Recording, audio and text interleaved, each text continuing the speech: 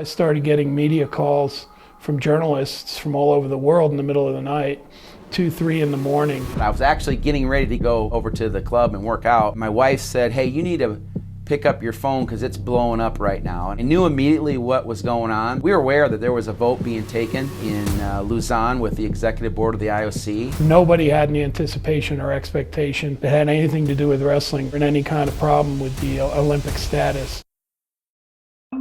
New this morning, the Associated Press reports that the International Olympic Committee will drop wrestling from the 2020 Olympics. Well, get this, wrestling gets body slammed from the Olympics. Decided to retain modern pentathlon and remove wrestling instead. The IOC didn't give a specific reason, but noted all sports are analyzed on 39 criteria, including television ratings, ticket sales, and its anti-doping policy. Wrestling can apply to regain the spot, but will go up against baseball, karate, and squash, to name just a few. Because of the lack of focus and interest by the leadership of our international federation, wrestling was exposed.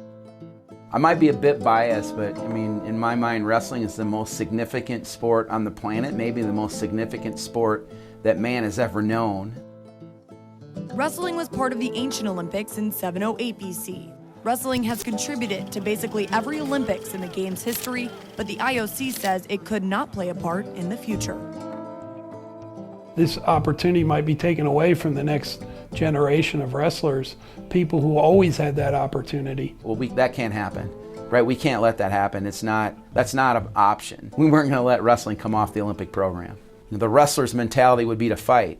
We've been dealt lemons, we got to make lemonade. We had to get organized. We needed to raise money, we needed to raise awareness, we needed to get people involved. So initially we came up with a committee called the Committee for the Preservation of Olympic Wrestling, CAPOW, and we brought together all the wrestling leaders in the United States. And was able to tap Nenad Lalovic to ultimately be the president and the leader of that effort. I'm nervous, I'm anxious, of course. I have the burden on my back of 30 million wrestlers, looking at me and my team here. The big three of international wrestling have forged an unlikely alliance to pressure the IOC to keep the sport. The PR offensive includes events like this boisterous televised match at New York's Grand Central Station. It was a worldwide effort. The message that event sent to the Olympic community was staggering. I mean, these guys were able to accomplish something that 5 or 6 sitting presidents couldn't do. Wrestling's a combat sport. It's an individual one-on-one battle, right? And yet even though we were competing that way, everybody that was there, we were working together to save wrestling. We were given the last spot at the press conference. It was getting late, and finally Bob Conrad said, okay, one more question. From the back of the room, a reporter waved his hand. And President Lalovic, do you think it's correct and right or just that wrestling's been given just a couple of months to prepare for its ultimate fate when these other sports that you're competing with have been at it for years, literally years? And I remember, just like it was yesterday, Nenad, he tapped his chin and he pointed at the guy and he said, you know what?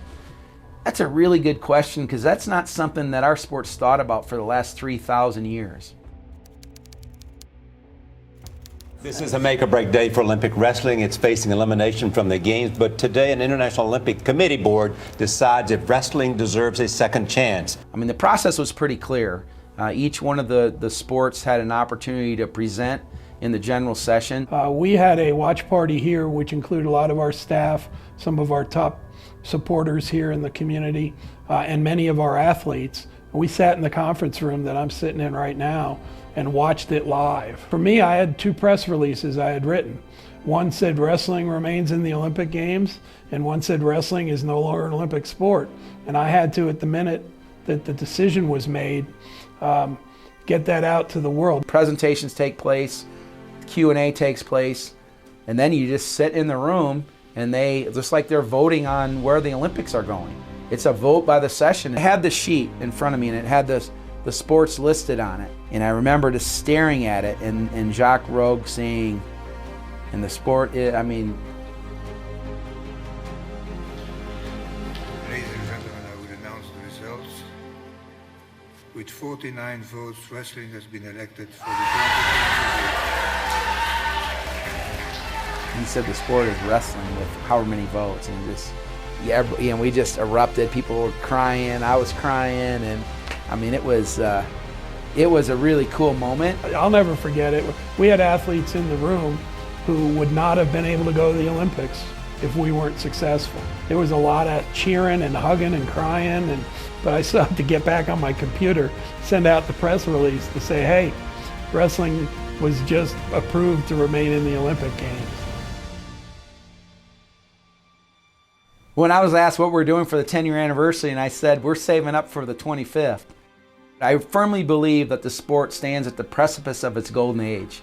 I mean, our sport is as relevant now as it's ever been. Women's participation is growing like wildfire. And I think it's specifically of Adeline Gray, who, was a medalist in the 2020 Games. It was a special time in our hearts because we weren't supposed to be there. Wrestling was forced to modernize itself during a process by which the IOC was trying to modernize the games. And along the way, we found that path. I think ultimately, saved the sport.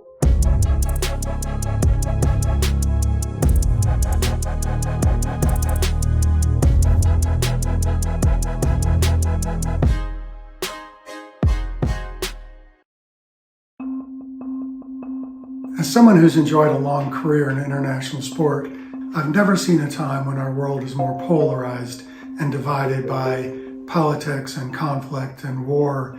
It's a very, very distressing and disturbing time for the world. But I think the power of sport and the power of the Olympic movement, which serves to create a better and more peaceful world through sport, is needed now more than ever. And I think that, as was shown in the effort to get wrestling back on the Olympic program, that example and the continued example of peaceful sport, such as wrestling provides, can be a guiding light and beacon for our world during these troubled times. And I applaud the wrestling community. I applaud what Nenad Lalovich and Andy Barth and others are doing to help wrestling solve some of the challenges of our world and help create a better and more peaceful world.